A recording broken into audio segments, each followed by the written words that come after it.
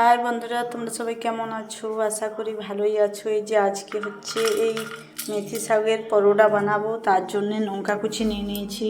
আর এই যে মেথি শাক আমি কেটে ধুয়ে পরিষ্কার করে রেখেছি। এই লঙ্কা কুচির উপরে এবার মেথি শাক দিয়ে দেবো। এবারে স্বাদ মতো জিরে গুঁড়া দিয়ে দেবো, অল্প হলুদ গুঁড়া দিয়ে দেবো, আর এই যে লবণ দিয়ে দেবো স্বাদ মতো, এটা আর দুটি কালো জিরা দিয়ে দেবো। এরপর এই যে আটা নিয়ে নেব,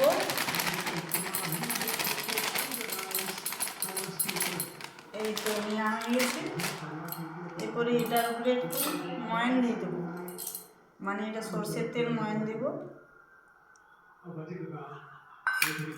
এবার ভালো করে একটু মেখে নেব।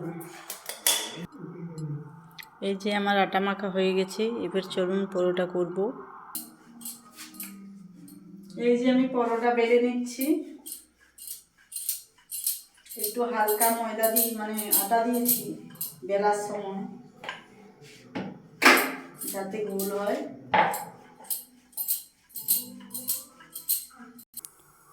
এই যে একটা তাওয়াতে দিয়ে দিয়েছি, এবার উল্টে নেব। এইটা হচ্ছে আমার মেথি পরোটা।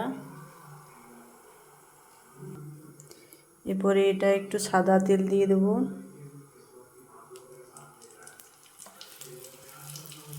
এবার ভালো করে মাখিয়ে নেব তেলটা। এরপরে আবারও উল্টে নেব। এটা আস্তে আস্তে হোক, আমি আরেকটা ডেলু নিয়ে নিয়েছি, এটা এরপর বেলে নেব। এই যে একটা হয়ে গেল, এরপর নামিয়ে নেব। আর এই যে বেলা ছিল আরেকটা দিয়ে দিয়েছি। এই যে আবারও মানে তেল দিয়ে দিয়েছি, যে ভাজা হচ্ছে।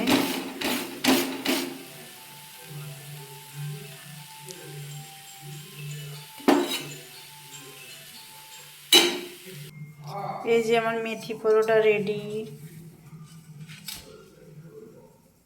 কেমন হয়েছে কমেন্টে জানাবেন। টাটা।